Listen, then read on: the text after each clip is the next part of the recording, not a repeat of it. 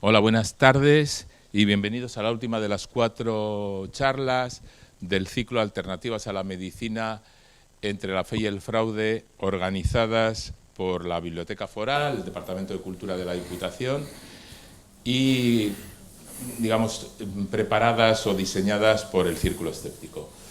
Hoy tenemos a Fernando Frías. Fernando Frías es abogado, lleva, yo creo que más de 20 años combatiendo las pseudociencias. Ya unos cuantos más, posiblemente 30 o más. Y él ha luchado contra las pseudociencias, contra las creencias, digamos, irracionales desde antes de este siglo, más o menos. Y él, por ejemplo, está muy interesado en el fenómeno OVNI, le interesa mucho y ha escrito y ha dado charlas sobre el asunto. También ha tratado otros temas como las caras de Belmez, de las que se acordarán algunos de ustedes. Y como es abogado, y también lleva, desde antes de que se hablara de pseudoterapias, cuando se hablaba de medicinas alternativas o de medicinas complementarias, lleva interesado por la homeopatía, por la acupuntura, por la ideología y por todas esas cosas. Y como es abogado, a él le ha interesado siempre, particularmente, el tratamiento que hace la justicia cuando hay una denuncia de una víctima, por ejemplo, de un curandero, de una víctima de alguien que dice que quemando unos billetes, que en realidad no los quema si se los queda él, le libera a tu padre o a tu madre del cáncer y cosas así. Es decir, un poco de los aspectos legales a los que supuestamente nos tendrían que proteger frente a los que practican las pseudociencias o las pseudoterapias, y que parece ser que no siempre es así. Su charla se titula, y ya ven que en el título se ve un poco por dónde va a ir, El derecho a amparar a los incautos, la ley y las pseudoterapias.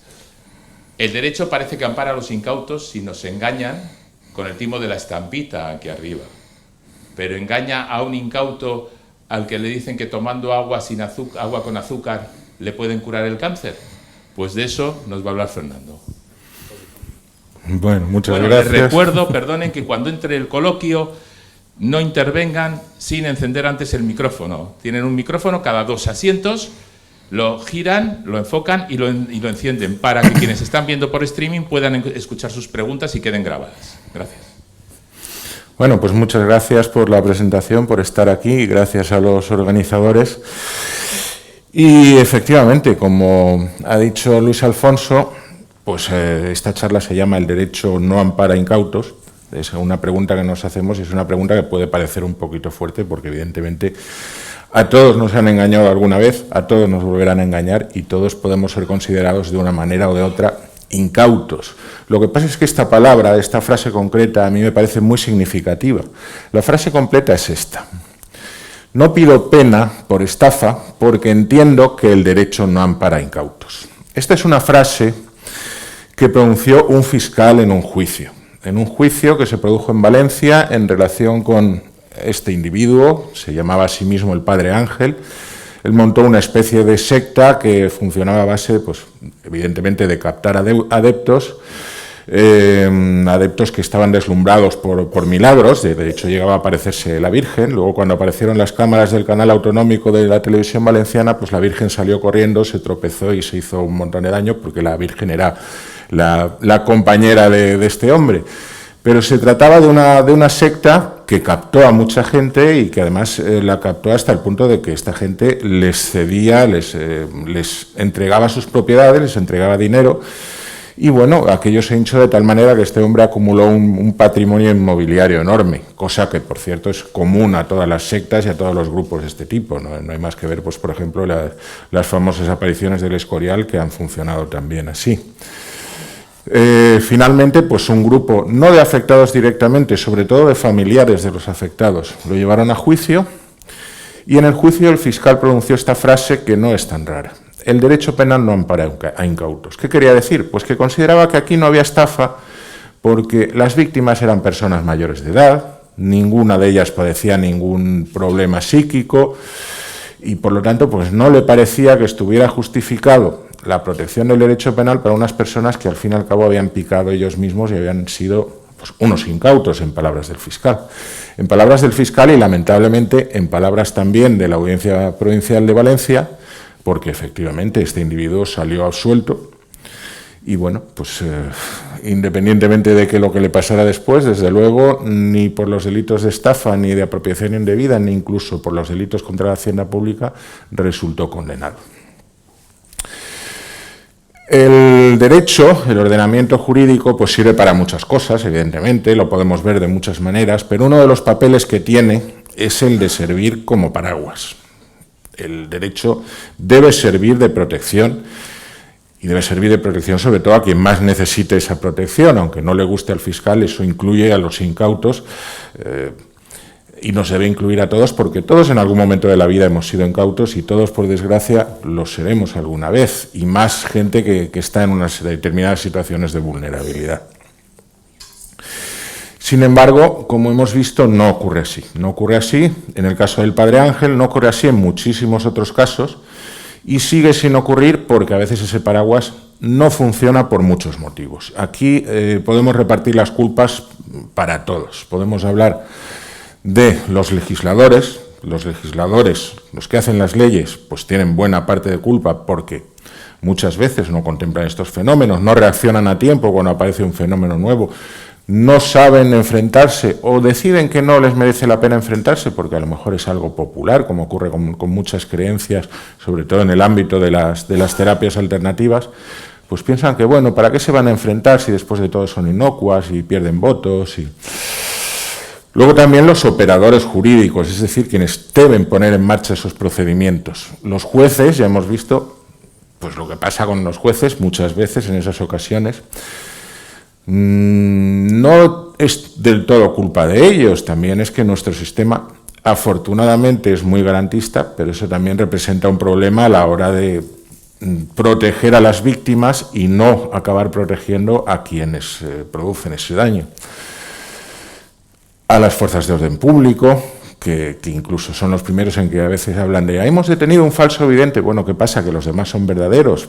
Pues no, lo que pasa es que esta gente pues o pasa o tiene un concepto muy complicado o de hecho pues se están encontrando con esas situaciones que socialmente pues son aceptadas. Y sobre todo por parte de las administraciones públicas, los funcionarios, no los funcionarios como personas, sino digamos que el conjunto de las administraciones. Pues muchas veces se quita estos problemas de encima. Es una pena porque quizás sea la herramienta más poderosa, pero bueno, por otro lado, ¿para qué van a aplicar leyes que pueden resultar impopulares, que pueden resultar a veces muy complicadas y pues en fin, no quiero recurrir al chiste ese que dice que un funcionario es una chaqueta en una silla de la administración pública, pero desde luego muchas veces sí que la administración tiende a la vía más cómoda, que es no actuar ante este tipo de cosas. Y por último, estamos nosotros, los ciudadanos normales y corrientes, pues también tenemos mucha parte de la culpa.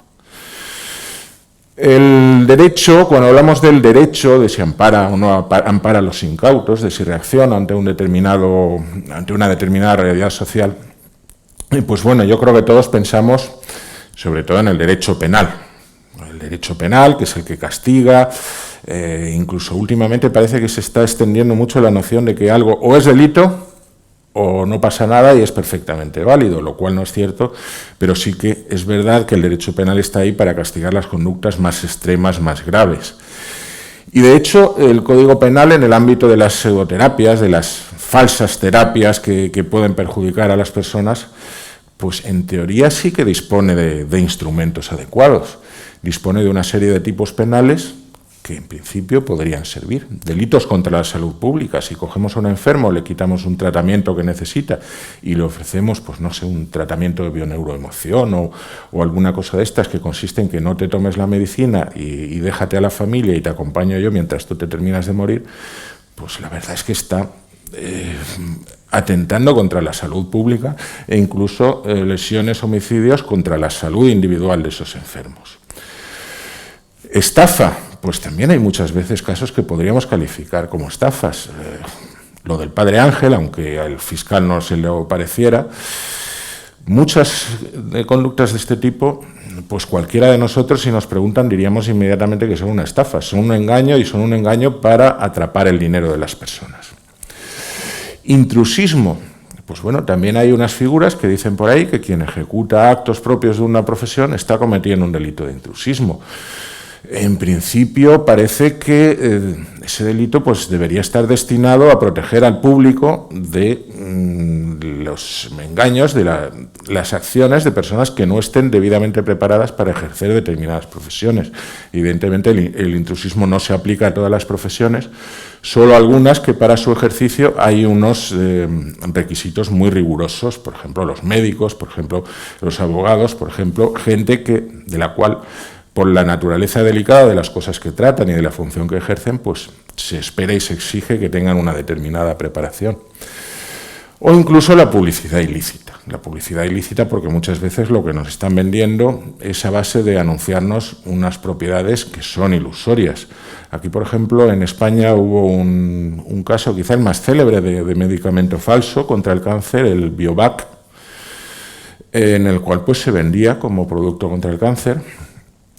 Al final, después de un juicio de esos, que son como esas macrooperaciones que luego se quedan en el parto de los montes y no pasa prácticamente nada, pues aquí ocurrió más o menos lo mismo, una operación enorme contra esta trama, que se saldó con que no se pudo demostrar que estuvieran induciendo a los enfermos a abandonar el tratamiento. En fin, hubo alguna evidencia por ahí, pero no fue suficiente como para convencer al tribunal. No se pudo demostrar, por tanto, que esta gente causara directamente o indirectamente alguna muerte o alguna lesión, y lo único que se encontró para poder castigarles era la publicidad ilícita, que estaban anunciando un producto como un medicamento contra el cáncer cuando ni era medicamento ni tenía ninguna efectividad contra el cáncer ni contra nada de nada. Pero bueno, es un consuelo muy pobre y además que no funciona siempre. Las leyes no siempre son adecuadas y muchas veces les falta como mínimo una buena puesta a punto o una adecuación a la realidad social. También muchas veces tenemos que la jurisprudencia, los jueces, aplican las leyes conforme a una tradición, conforme a una interpretación que se ha ido consolidando a lo largo de los años y que no responde a las expectativas que tenemos. Vamos a volver al delito de la estafa de antes. ¿Por qué el fiscal consideraba que lo del padre Ángel no era una estafa? Pues porque la gente que había ido y le había cedido el piso, o le había transferido el dinero de su cuenta corriente, o le había regalado el coche al padre Ángel, eran mayores de edad, eran personas sin ninguna tara psíquica que explicara su comportamiento, pero eran personas creyentes. Entonces, los jueces lo que dicen es que para que haya una estafa te tienen que engañar del todo. Y estos señores ya venían parcialmente engañados, se habían acudido voluntariamente al padre Ángel, porque consideraban que de verdad que era un sacerdote que hacía milagros, porque de verdad creían que se aparecía la Virgen, porque, en fin, eran, como decía el fiscal, unos incautos. Con lo cual, pues nos estamos encontrando con unos tipos penales, de la estafa o los delitos contra la salud pública, las lesiones, que en la práctica sirven muy poquito para estos casos. Cuando un enfermo va a un naturista, el naturista le dice que se deje la quimio y que se trate con hongos y el enfermo se muere, pues el único testigo que había de los hechos es el enfermo. ¿Cómo vamos a demostrar qué ha ocurrido ahí si tenemos que demostrarlo con todo el rigor que exige el derecho penal y si el único testigo que hay es el que se nos ha muerto? Pues evidentemente no se puede demostrar. Es un mecanismo, el penal, que es muy potente, pero es muy potente cuando funciona. Y en estos casos, desgraciadamente, no funciona. Queda el remedio, incluso a veces en las sentencias lo dicen, queda el remedio de acudir al derecho civil. El derecho civil pues es el que no impone penas, pero por ejemplo dice, oiga, usted ha sido contratado, ha asegurado que podía curar a este señor, no le ha curado, pues devuélvale por lo menos el dinero. No le vamos a castigar, pero como mínimo devuélvale el dinero.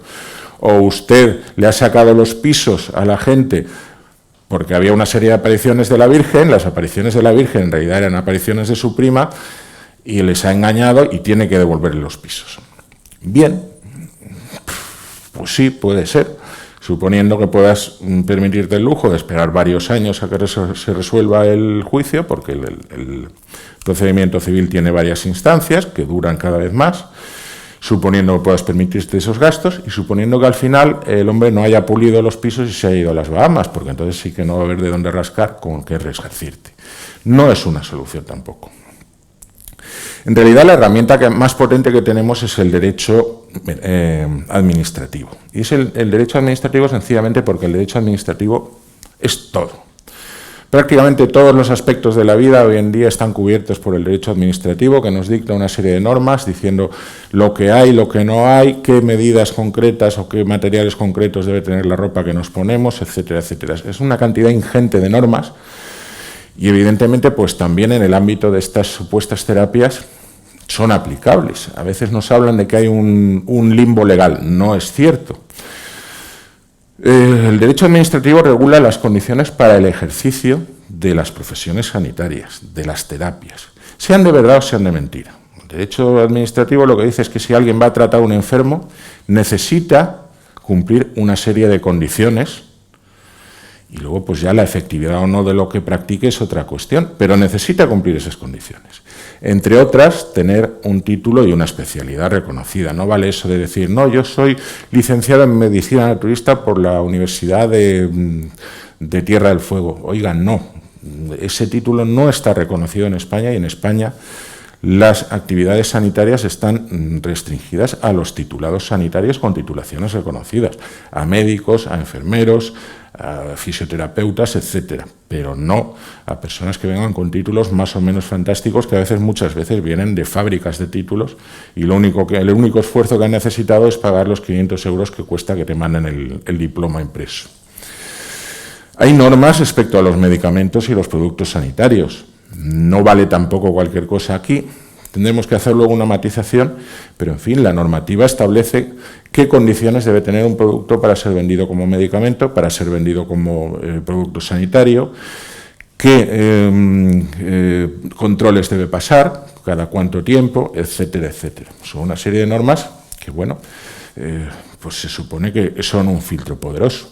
También hay normas respecto a la publicidad buena y a la publicidad mala, digamos. Hay normas específicas contra la publicidad de productos milagro, de productos con pretendida finalidad sanitaria, que establecen una serie de prohibiciones. Hay otras pues, respecto a medicamentos, respecto a prácticas, que también establecen una serie de limitaciones, porque caramba, no estamos hablando de un kiosco de prensa con todos mis respetos, estamos hablando de actividades que afectan a la salud de las personas y evidentemente pues exigen una normativa específica. Todo este conjunto, pues bueno, como digo, en principio aparentemente podría ser un filtro potente si no fuera por cosas como estas.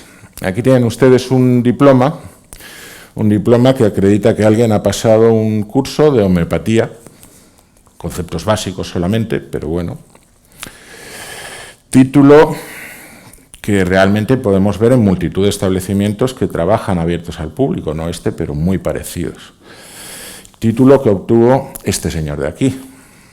Este es Barry del León Dormido, está preparando un producto homeopático, como pueden ver. Quiero decir, todo eso está muy bien, todas esas normas están muy bien, pero sencillamente no hay control. No se aplican muchas veces por muchos motivos. Una de ellas es porque se quedan desfasadas. Para que se hagan una idea, condiciones para el ejercicio profesional es un decreto del año 2003. Títulos y especialidades reconocidas sí que se va actualizando más o menos, pero bueno, la última actualización es del año 2012 o 2013. Medicamentos y productos sanitarios, ahora se ha refundido la ley en el año 2015, pero la ley básicamente también viene del año 2006. Publicidad, el decreto sobre publicidad de productos milagro que les decía es de 1996, se dice pronto. Son normas que en muchos casos se han quedado desfasadísimas. Por ejemplo, la publicidad pues no contempla Internet sencillamente porque en aquella época Internet era una cosa de 4 frikis y nada más, nadie, y muchísimo menos los legisladores que siempre van 10 años por detrás, podían imaginar que iba a tener la trascendencia social que tiene ahora. La legislación sobre medicamentos, pues ahora está empezando a regularse, por ejemplo, la venta por Internet, porque tampoco se había regulado. Y fíjense ustedes que es algo que en Amazon se puede hacer desde hace muchos años, ilegalmente, pero se puede hacer, lo cual demuestra que tampoco se está controlando. Y así sucesivamente. Y luego tenemos otro problema muy serio, y es que estas competencias están repartidas. y están mal repartidas. En general, las competencias sobre sanidad corresponden la legislativa, la de dictar las normas al Estado y la de hacerlas cumplir a las comunidades autónomas. Esto se traduce en que nadie sabe muy bien qué competencias tiene. Las comunidades autónomas muchas veces son reacias a poner en práctica una norma en la cual ni ellos ni han pinchado ni han cortado, o quieren dictar sus propias normas. También muchas veces pasa, como pasó, por ejemplo, un caso muy célebre fue el de la Ley de Dependencia, que dictó el Estado, estableciendo una serie de obligaciones para las comunidades que las comunidades no tenían medios para asumir. Aquí pasa lo mismo. El control de la publicidad es función de las comunidades autónomas. Bueno, hay comunidades autónomas que tienen 1, 2 o 3 inspectores. ¿Ustedes creen que pueden tener capacidad para inspeccionar todo lo que se hace en publicidad o la apertura de establecimientos? Es imposible, sencillamente. Y si tú acudes a una de esas administraciones, lo más probable es que te mande a otra. No, mire, esto lo hemos delegado en los ayuntamientos. No, mire, es que esto corresponde a consumo. Y al final, unos por otros, pues se quedan la mayoría de esas normas a medio cumplir y en los casos más graves no se cumplen. También les decía que la culpa es nuestra. Y la culpa es nuestra, entre otras cosas, porque hemos llegado a un extremo increíble en el que hemos normalizado todo tipo de situaciones que son absurdas. Caramba, estamos hablando de que hablan de salud personas que no tienen ni la capacitación que les habilite para poner una tirita. Es que ahora mismo yo abro un consultorio de medicina, le pongo alternativa, pongo el diploma de mi perro y 3 o 4 más que me imprimo yo en mi casa, y nadie, no solo nadie de la administración me va a poner pegas, es que probablemente tenga clientela. Y tenga clientela pues sencillamente porque nos hemos acostumbrado a todas estas cosas. Estos libros de aquí, por ejemplo, estos libros pues se vendían en la Feria del Libro, tienen diversos autores, y un físico, paseando por allí, se le ocurrió mirar y descubrió que en realidad todos los había escrito el mismo señor con seudónimo y además era un señor que no tenía ni repajolera idea de lo que hablaba. Pero bueno, su negocio era escribir estos libros y venderlos. Claro, te están hablando de divertículos, diabetes tipo 2, enfermedad de Crohn. Por favor, estamos hablando de enfermedades muy serias que un tipo sin el más mínimo conocimiento y sin la más mínima vergüenza nos está diciendo cómo tratarlos y nosotros picamos. Pues hombre, vamos a intentar ser también nosotros un poquito menos incautos y sobre todo vamos a acordarnos de una cosa, y es que tenemos una herramienta. Bueno, les decía yo el ejemplo de la homeopatía.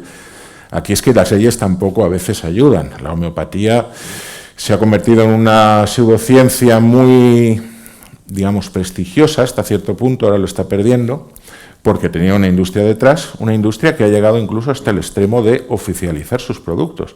Los productos homeopáticos, según la ley, son considerados como medicamentos y pueden recibir autorización para comercialización demostrando únicamente que están muy diluidos. Yo como fabricante llevo un producto a la agencia de medicamentos y digo, oiga, que quiero vender esto como medicamento. Y me dicen, vale, tráigame usted pruebas clínicas, pruebas preclínicas y controles que demuestren que este producto es seguro y es eficaz. Ahora, si llevo un producto homeopático, basta con que demuestre que lo he diluido lo suficiente como para que no haga nada y ya me lo cuelan como medicamento. Claro, pues aquí, si hacemos esto y si encima vamos a una farmacia y nos lo ofrece un señor o una señora con bata blanca, que se supone que es un profesional de la salud, pues tenemos que picar. Pero esto es la excepción. En la mayoría de los casos, nosotros también tenemos cierta responsabilidad y nos convertimos en esos incautos de los que hablaba el fiscal de Valencia. Y no denunciamos. Y no hablo solamente de irse aquí arriba a la chancha y denunciar. Hablo de denuncias administrativas o incluso en redes sociales. Oiga, que me han vendido esto y no es así. Irnos a la administración, protestar, ejercer nuestros derechos y darnos cuenta de que, igual que si nos dan una lavadora que no funciona, pues tenemos derecho a protestar y a quejarnos, pues si nos hacen una terapia que no funciona, pues también tendremos derecho a protestar y a quejarnos, con más razón aún incluso. Eso es algo que realmente se echa de menos incluso en los casos más graves. En España conocemos un goteo constante de casos de personas pues que a veces incluso fallecen o se encuentran en una situación muy grave, mucho peor de la que estaban a causa de este tipo de prácticas. Si no recuerdo mal, ayer mismo se supo que en Jaén, por ejemplo, hubo una señora que acudió a un médico, sí era médico, naturópata, el cual le practicó pues, un tratamiento de acupuntura que le perforó un pulmón, le provocó una parada cardíaca y la mujer acabó en la UCI. Bueno, en este caso sí que se produjo una denuncia, pero es que a raíz de eso se ha sabido que ha habido otros casos parecidos que no se han denunciado, por muchos motivos, porque muchas veces somos conscientes de que, efectivamente, es verdad, tenemos parte de la culpa y no queremos comparecer ante un tribunal, ante la administración, diciendo, mire, sí, me he dejado tomar el pelo. Otras veces porque partimos de unas creencias muy enraizadas. Yo me acuerdo, no es un caso de pseudoterapias, pero es un caso, por ejemplo, de una limpieza psíquica de esas que hace un tipo de una casa supuestamente encantada, con unos trucos de lo más burdos, os contaba la Guardia Civil y eran una cosa espantosa. Visitaban la casa y dejaban por ahí unos papelitos y luego volvían diciendo que habían detectado que había unos encantamientos que eran esos papelitos que habían escondido ellos. La gente picaba y les pagaba un dineral para que le limpiaran la casa. Bueno, pues la Guardia Civil se quejaba de que nadie denunciaba. Y nadie denunciaba a pesar de haber visto lo burdo que era el engaño, porque pensaban que a lo mejor sí que tenía poderes de verdad y les maldecía de verdad. Bueno, contra eso difícilmente podemos luchar, pero por lo menos que tengamos conciencia de que ese problema está ahí y de que muchas veces las denuncias son uno o varios órdenes de magnitud inferiores al problema, sencillamente porque de verdad estamos creyendo en esas cosas. En la introducción a la charla, en la presentación que habrán leído, pues se dice que yo he colaborado con los ministerios de Sanidad y Ciencia. En fin, más que yo, hemos colaborado una serie de asociaciones en la elaboración de un plan para la protección de la salud frente a pseudoterapias. Es un plan que ha sido impulsado por los ministerios de Ciencia y de Sanidad, aunque en realidad sus raíces son un poquito anteriores. Por eso también me he visto yo implicado en esto, porque resulta que todo esto ha venido de una serie de carambolas, pero la primera impulsora fue la que era consellera de Sanidad en la Generalitat Valenciana, Carmen Montón, con su directora general de farmacia, Patricia Lacruz. Lo que ocurre es que luego, a raíz de la moción de censura en la que llegó al poder, en la que llegó a la presidencia del gobierno Pedro Sánchez, pues Pedro Sánchez nombró a Carmen Montón como ministra de Sanidad y Carmen Montón nombró a Patricia Lacruz como su directora general de farmacia. También se nombró a Pedro Duque, que es muy combativo contra las pseudociencias, como ministro de Ciencia. Y bueno, pues eso impulsó que este plan, que en principio había sido un proyecto a nivel autonómico, pues pasara a convertirse en un proyecto a nivel estatal. Es un plan bastante completo, un plan que contiene una serie de puntos. El plan destaca estos tres, pero podríamos decir muchos más. Habla de la evaluación del conocimiento y de la evidencia científica, que es algo que evidentemente es lo primero que debemos hacer. Para hablar de pseudoterapias y para ver lo que tenemos que combatir, primero tendremos que ver qué son pseudoterapias y qué no lo son. Hacer una evaluación y ver si una práctica realmente tiene evidencia científica que la respalde o es un invento de alguien o está en el limbo, que también puede estar en una cierta zona gris. Difusión y transparencia de la información. Hay que difundir esos resultados. No puede ser que hayamos estado años y años, por ejemplo, con un informe del Ministerio de Sanidad diciendo que una serie de prácticas pues, son pseudocientíficas. Y ese informe, pues sí, estaba colgado en la web del Ministerio, pero lleva desde el año 2011 sin que nadie le haya echado un vistazo, sin que nadie del Ministerio se haya plantado y diga, no, es que esto es una pseudoterapia, según mis propios papeles. Pues no se ha difundido, no se le ha dado ninguna importancia. El cumplimiento normativo, lo que hablábamos antes, hay muchas normas, pero hay que cumplirlas. Hay que cumplirlas y para eso algunas necesitan serias reformas y serias puestas al día. Se están evaluando una serie de prácticas. Se está partiendo de ese documento de 2011, que a mi parecer es un error porque es un documento muy anticuado. Aquí se suele decir en mi tierra, no sé si aquí, que el que no corre vuela. Pues aquí pasa esto, en estas prácticas el que no corre vuela y cada lunes y cada martes aparece una nueva disciplina pseudocientífica, pero bueno, de algún sitio hay que partir, por algún sitio hay que empezar, y efectivamente se empezó con ese listado, del cual hay 73 prácticas que directamente se han descartado. Se han descartado porque se ha hecho una búsqueda en la literatura científica y no hay nada donde agarrarse, ni siquiera un miserable artículo que diga, no, esto funciona o esto podría funcionar. No hay nada, es simplemente pues un invento. Y otras 66, entre ellas estas, homeopatía, acupuntura y osteopatía, que están en evaluación. Están en evaluación no por 4 políticos, no por 4 personas, nada menos que por el Instituto de Evaluación de Técnicas Sanitarias Carlos III y por una serie de estamentos científicos muy rigurosos y con mucho prestigio internacional. Algunas de estas evaluaciones pues están prácticamente terminadas. De hecho, parece ser que la de la homeopatía, por ejemplo, ya está terminada. Otras están a punto, otras estarán pues más o menos avanzadas.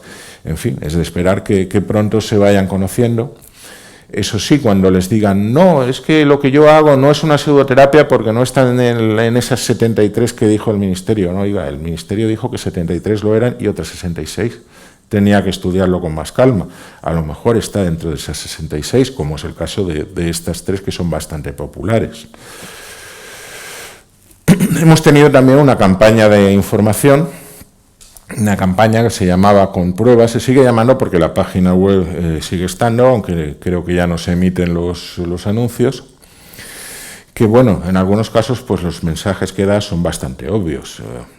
Lo que ha aumentado la esperanza de vida en España y en el resto del mundo occidental, evidentemente, es la ciencia, la tecnología y el pensamiento crítico. No es una práctica supuestamente medieval cuando la gente se moría a los 30 y tantos años.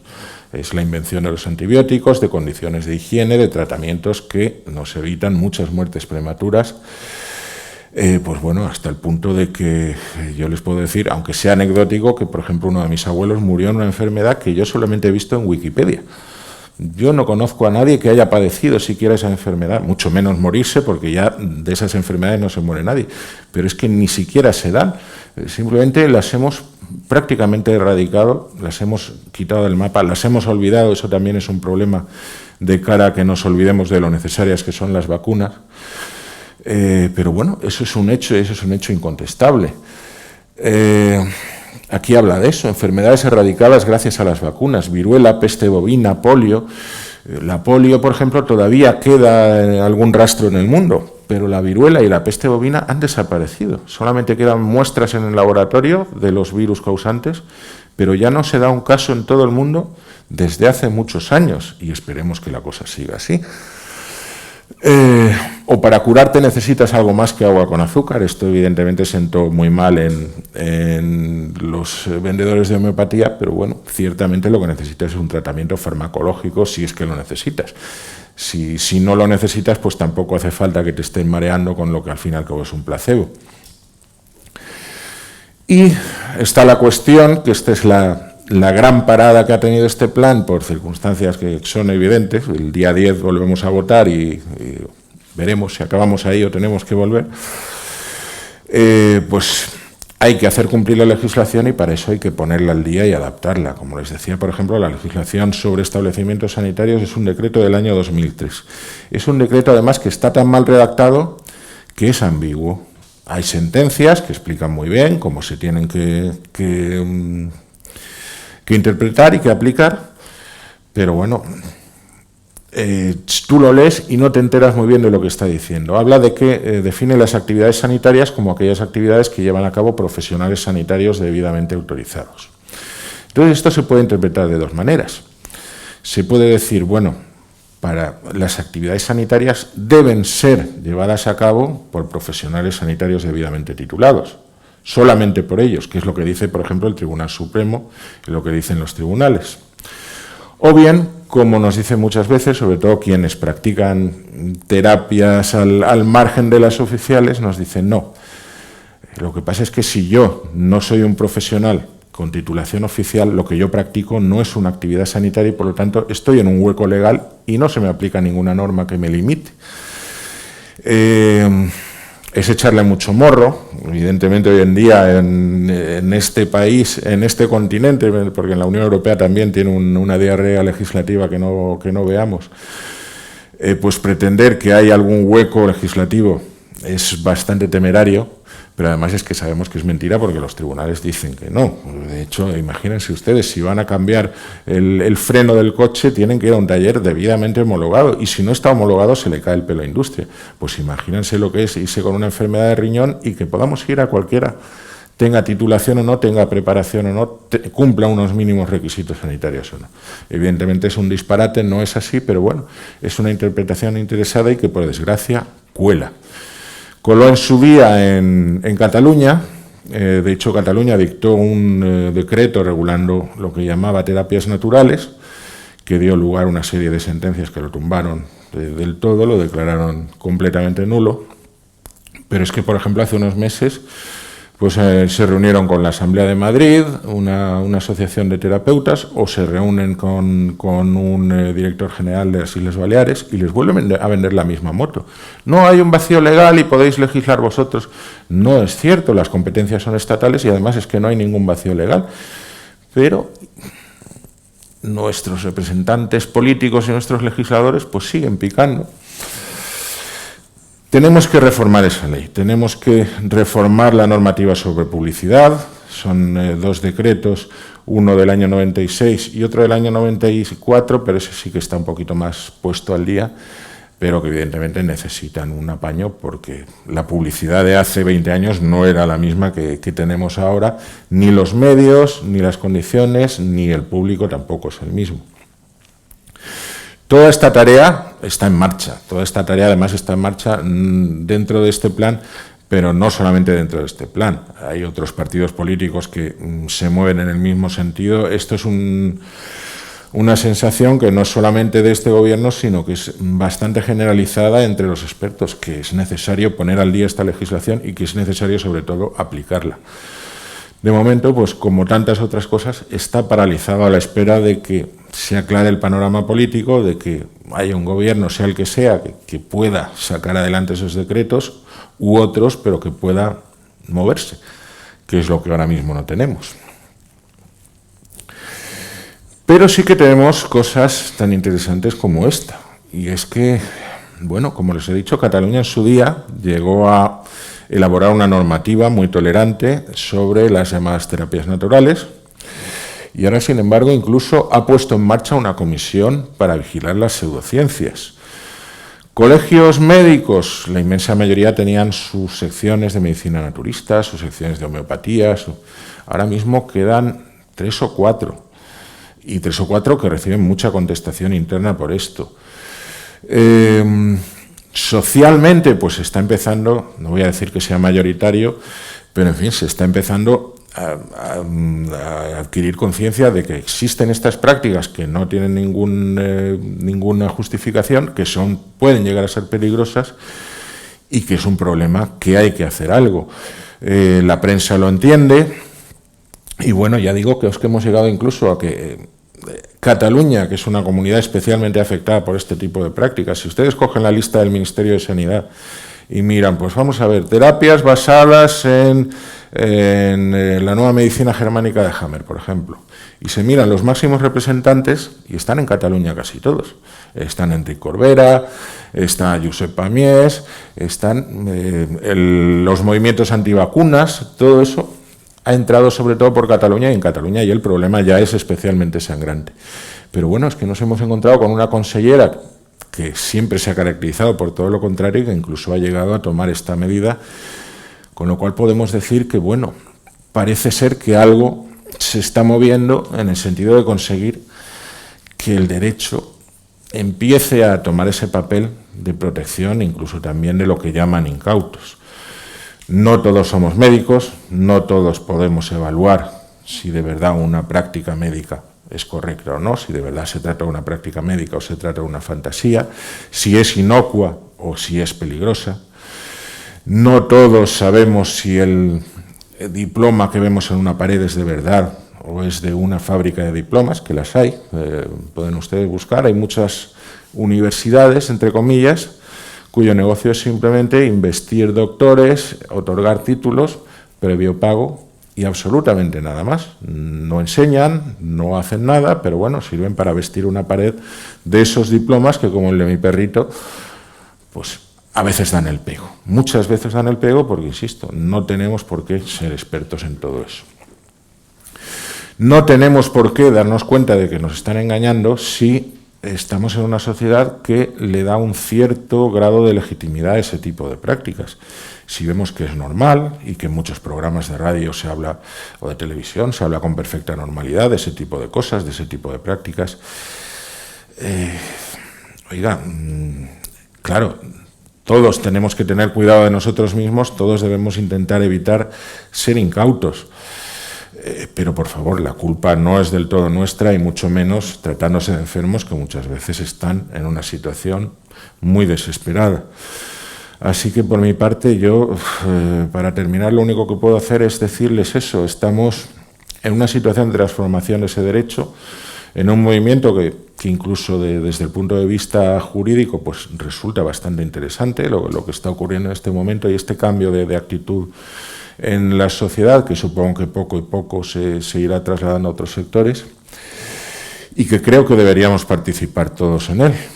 Y para ello, pues evidentemente les invito a contactar con Círculo Escéptico, con nosotros, con la organización, con multitud de personas que poco a poco se han ido incorporando al intento de proteger también a los incautos, porque todos en algún momento lo hemos sido o lo seremos.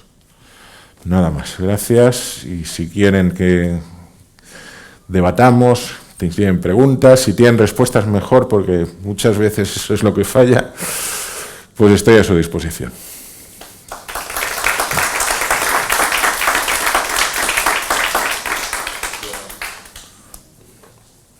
Acuérdense de darle al botoncito, yo voy a moderar desde aquí, así que si levantan la mano podemos empezar desde el hasta que se animen a levantar, yo voy a hacerte una pregunta. ¿A qué achacas que en los últimos 5 años no más hayamos pasado de ver en los medios medicinas alternativas, medicinas complementarias, medicina oriental, lo que sea, elogiosamente, a que se haya girado y se haya los mismos medios y a veces hasta los mismos periodistas ya hablen de pseudoterapias de estafadores? ¿A qué achacas esa conversión repentina cuando tú hablas de pseudoterapias? Yo creo que hace ya 30 años casi, los primeros no tanto, pero los primeros textos de pseudoterapias en España son del 86, tú posiblemente hace 25 años ya. ¿A qué achacas esa conversión repentina de los medios? Y de las revistas, de algunas revistas que has enseñado ahí. Sí, muchas revistas. Bueno, yo diría que básicamente ha sido en buena parte por esa tarea de mucha gente que poquito a poco se ha ido moviendo, que poquito a poco ha ido denunciando estas situaciones, ha ido facilitando información, ha ido incluso molestándose en ver qué hay detrás de una práctica. Yo la primera vez que oí hablar de la homeopatía, por ejemplo, pues no tenía ni idea de qué era. Y bueno, pues si un médico ofrece homeopatía, pues será porque es una práctica médica. Luego te vas informando, vas buscando información, vas teniendo esa inquietud y te vas dando cuenta de que no es así. Yo creo que fundamentalmente es ese goteo. También ha hecho mucho el hecho de que existan nuevos medios de comunicación, las redes sociales, Internet. Evidentemente, pues no te voy a decir nada a ti que tienes un blog absolutamente reconocido como es Magonia, pero tú sabes que en eso, aunque digan que estén pasados de moda, los blogs han tenido mucha importancia, las páginas web han tenido mucha importancia, toda esa difusión de la información que antes no se tenía. Y también otra cosa muy importante, yo por ejemplo lo observo mucho en Twitter, y es que a veces te encuentras con un médico que te dice, bueno, hoy ha venido a urgencias una mujer que resulta que estaba tratándose un cáncer de pecho con homeopatía y ha venido con el pecho ya reventando de pus y ya veremos si la podemos salvar y tal y cual. Y claro, a continuación salta otro médico y dice, oye, pues mira, a mí me pasó también una cosa parecida. Es decir, las redes están siendo un instrumento para que nos demos cuenta de que todo eso, que eran hasta ahora casos aislados que no se conocían, pues forman parte de un todo común mucho más habitual de lo que creemos. También están dándose a conocer más casos de muerte, están dándose a conocer más casos especialmente dolorosos y especialmente sangrantes. Pero, en fin, yo creo que sobre todo, fundamentalmente, ha sido esa labor que bueno, lleva muchos años y que ha calado bastante, y también el hecho de que existan herramientas que permitan compartir esa información y que permitan darse cuenta de que no estamos hablando de cosas que dicen cuatro chalaos, sino de que es un problema real y es un problema con unas dimensiones que estamos empezando a conocer.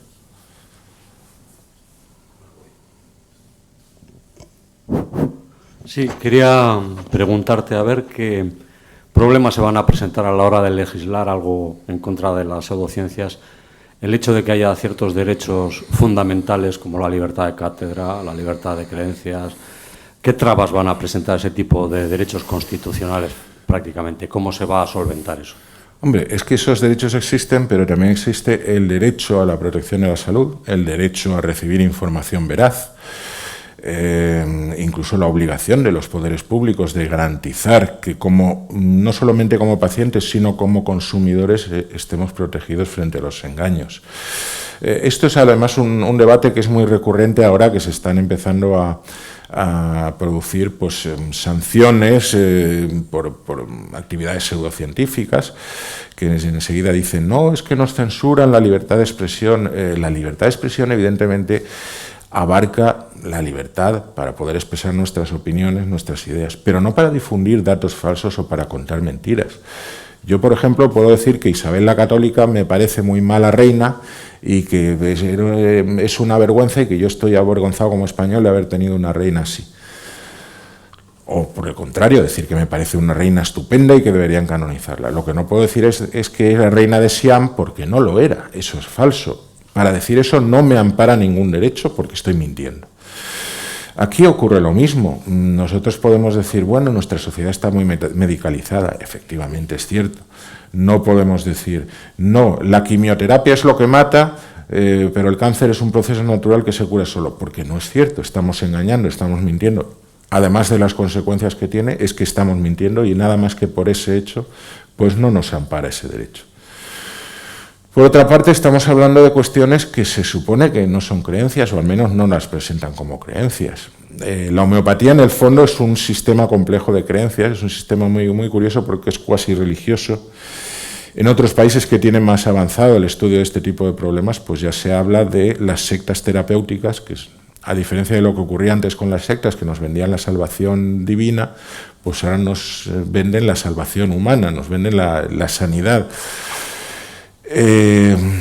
Bueno, aquí sí estaríamos en un terreno fronterizo con la libertad de creencias, pero volvemos a lo mismo, la libertad de creencias se puede esgrimir hasta cierto punto, no se puede esgrimir como amparo de un negocio para desplumar a incautos o no incautos. Así que, en fin, tenemos límites, pero tenemos márgenes para lidiar con esos límites. Yo agradezco que lo vean todo tan claro, pero me extraña que no haya dicho nada que no merezca al menos una puntualización o una pregunta. Micrófono. Micrófono, por favor.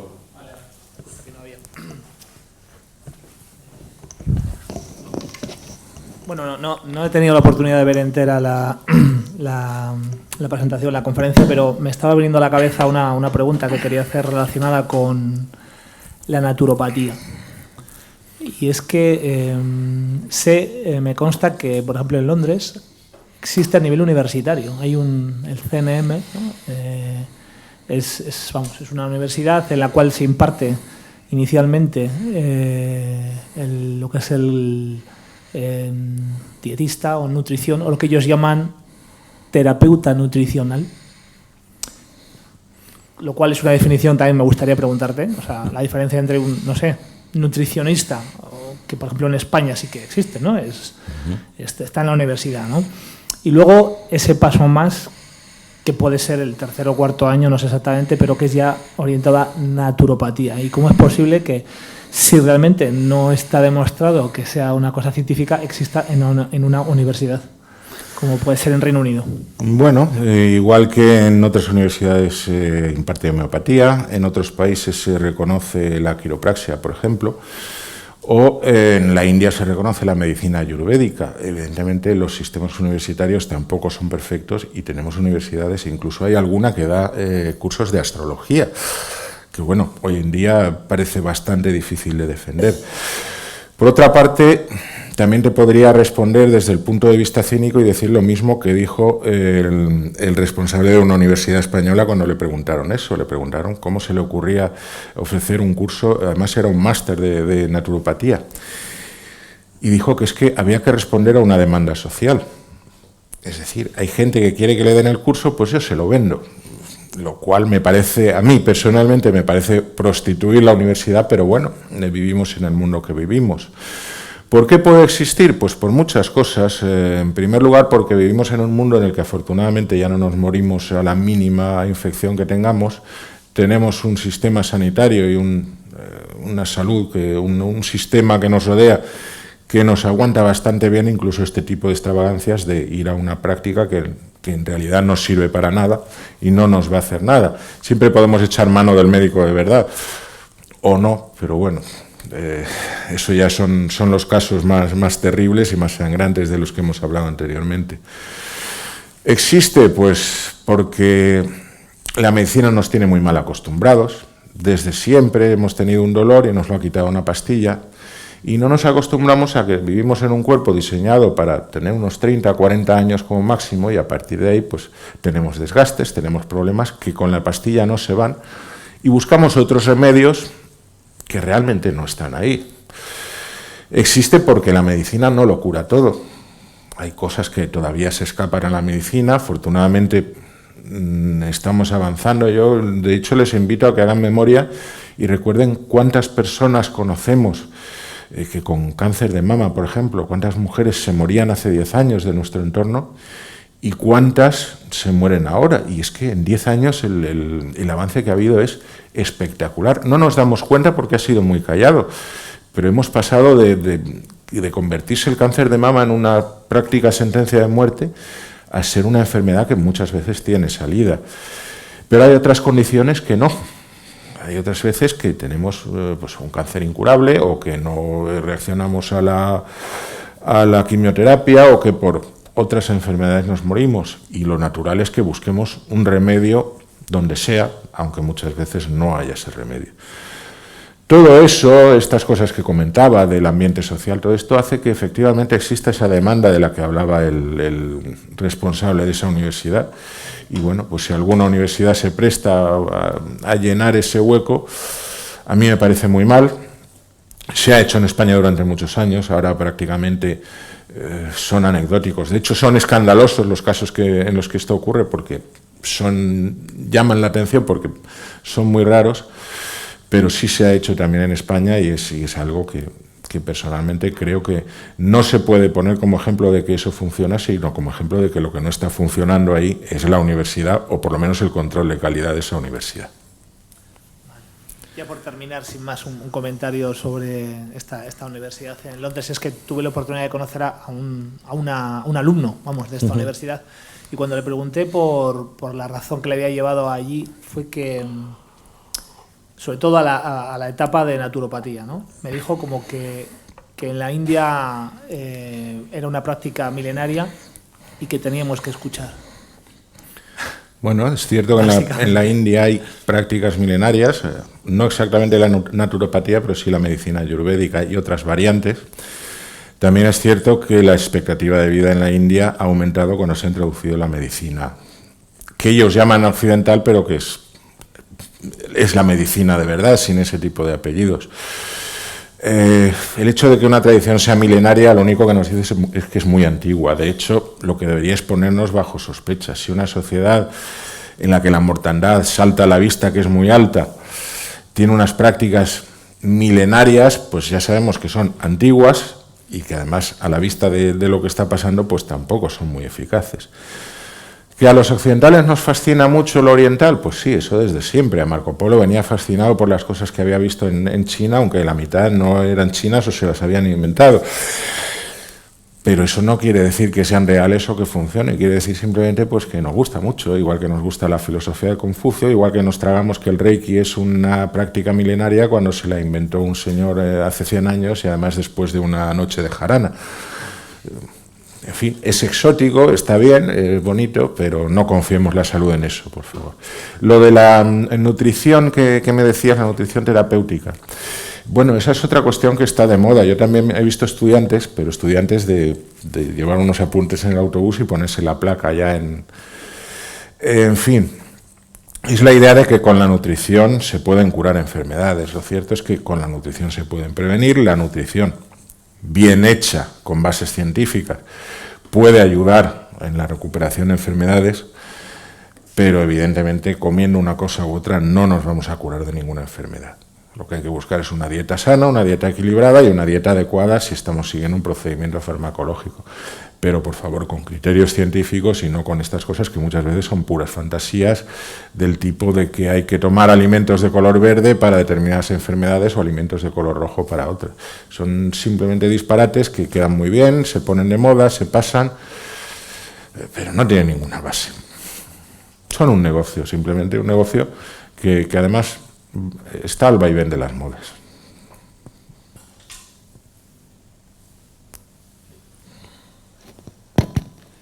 Hola, muchas gracias por la charla, muy interesante. Un pequeño coloquio con esto. A ver, dices que en parte la culpa es del usuario o del paciente o de la persona que lo sufre, porque sí, en efecto, si yo tengo un problema en el coche, no me voy a un mecánico alternativo que me dice no utilice el freno porque es antinatura, no me voy a un pseudo abogado que te voy a dar un pase y vas a salir a suelto y demás. Pero la gente está muy desesperada, y eso sí es cierto. Pero sí me da la impresión de que sí hay leyes, es decir, aunque sean del siglo pasado, el Real Decreto este de publicidad dice bien claro, si un producto no sirve para X cosa, tú no lo puedes vender, y no se aplica.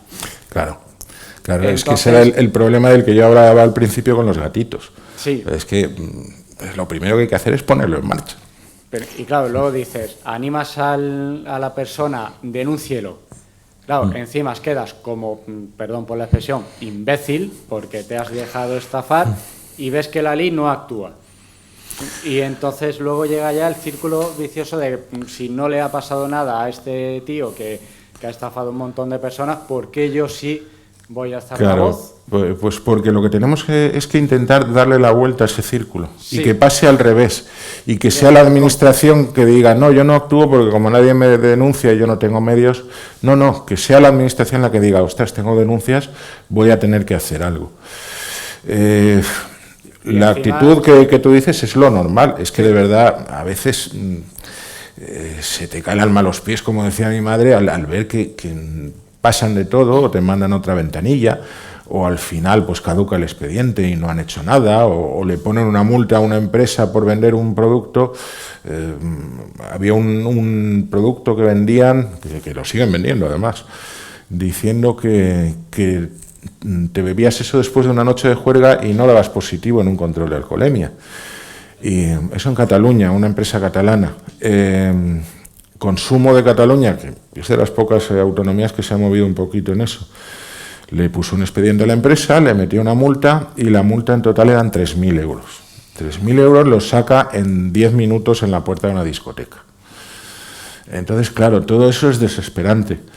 Pero es que si lo dejamos correr, pues oye, va a ser más desesperante todavía, porque la administración no va a tener ya incentivo ninguno para poner en práctica esas normas o para molestarse en mejorarlas. Sí, pero si encima, tú conoces bien los casos, si encima cuando tú denuncias a esas personas te denuncian a ti por difamación, ¿que cuántas veces ha ido Emilio y Fernando Cervera? Me lo vas a decir a mí. Por eso te digo, por difamación, encima tienen que acudir como acusado. Es que sí, lo sé, a mí me da la impresión de que sí hay ley, pero no hay justicia. Hombre, lo que pasa es que aquí estamos hablando también de desigualdades económicas. Por ejemplo, a mí también me han presentado querellas Yo las tengo en una carpeta muy gorda que la llamo la amenaza fantasma porque no van a más. Pero claro, no van a más porque sencillamente ellos saben que esa querella no va a ir a ningún lado. Y te voy a decir algo que es que me han dicho en persona ellos. Me han dicho una asociación de unos fabricantes de determinados productos. Me han dicho, mira, nosotros tenemos empresas detrás, tenemos dinero detrás, estamos defendiendo nuestro negocio y mientras tengamos dinero os vamos a hundir a demandas. Las vamos a perder, pero vosotros vais a tener que perder tiempo, dinero y salud en los tribunales. Claro, a mí saben que yo, el procurador es mi mujer, de momento no me cobra, ya veremos al paso que vamos, y el abogado soy yo, que tampoco me cobro. Y los tribunales, pues más o menos los tengo pateados, pero sí que es verdad que a la mayoría de la gente esto le quema mucho, y bueno, Fernán Cervera lleva ya por lo menos 10, Emilio pues lleva casi otras tantas. Emilio, como empezó antes, pues ya hemos empezado a tener los primeros resultados. Aquí, no recuerdo si era aquí o en Guipúzcoa, tuvo una demanda civil de Enric Corbera, que Enric Corbera perdió, y en Madrid ha tenido una querella criminal de Enric Corbera, que Enric Corbera ha perdido. Pero claro, esas son solo las primeras, después viene todo lo que venga detrás. Pero estamos hablando de denuncias públicas, de quienes, pues, en fin, están poniendo la cara y más que la cara en este tipo de cosas. Yo te hablo simplemente de facilitar información, de denunciar ante la administración o de echar una mano, aunque no sea de esa manera tan visible, mientras tengamos gente pues dispuesta a poner la cara para que se la rompa, que por desgracia es lo que estamos viendo. Y mientras tanto al pobre de a pie, ¿cómo lo hacemos para convencerle? Pues yo creo que hay que seguir batallando y hay que seguir haciéndolo. Es lo que decía Luis Alfonso, hace 10 años es que éramos 4 Quijotes aquí luchando contra todo, y hoy en día pues los medios de comunicación, por ejemplo, han dado una vuelta completa. Yo me acuerdo hace unos años que publicaron un artículo sobre homeopatía, por ejemplo, y tú mandabas una carta a ver si tenías suerte y te publicaban la carta de réplica. Ahora, desde hace unos meses, pues han salido una serie de artículos sobre homeopatía en varios medios, y la Asamblea Nacional de Medicina Homeopática está mandando una carta exigiendo rectificación y nadie le hace puñetero caso. O sea que las tornas se han cambiado completamente. Vamos a intentar que también ocurra en el otro sentido. Ese es lo único que tenemos. Bueno, me ha gustado mucho tu charla. Sí, yo sí. El problema es el streaming. Solo un comentario sobre... Has comentado lo de Corbera. Sí. Y también has comentado lo de Pamies. A Pamies le han puesto multas. ¿Cómo se ha llegado a conseguir que le multaran? Pues yo creo que también a base del escándalo que se ha organizado. Pamies ha contribuido mucho el hecho de que diversas asociaciones, no solamente Círculo Escéptico, no solamente Farmaciencia, no solamente, en fin, los irreductibles galos, como los llamo yo, que somos los que estamos dando la data casi siempre, sino también muchas asociaciones de afectados por el autismo, pues bueno, ya dijeron que ya estaba bien, pusieron denuncias, no en el sentido de poner el papel en la administración, pero en fin, denunciaron públicamente lo que pasaba y bueno, pues consiguieron que la administración se diera cuenta de la gravedad que suponía eso. Ya te digo, incluso han llegado a montar ese observatorio que ya veremos si funciona o no.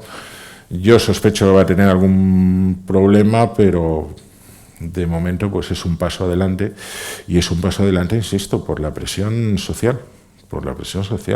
A Pamies se le podría haber hecho lo mismo hace muchísimo tiempo, por ejemplo, cuando vendía sus hierbas para combatir el SIDA. Lo que pasa es que quien reaccionaba era la Asociación de Enfermos de SIDA de cada localidad donde iba, pero nadie más. No había un esfuerzo global que de verdad hiciera ver qué era ese escándalo. Entonces llegaba, daba su charla, la asociación protestaba, el ayuntamiento decía, lo siento, me equivocaba a ceder el local y hasta la próxima. Ahora no, ahora ha habido un movimiento más coordinado y sobre todo más potente para denunciarlo, y la administración pues no le ha quedado más remedio que reaccionar.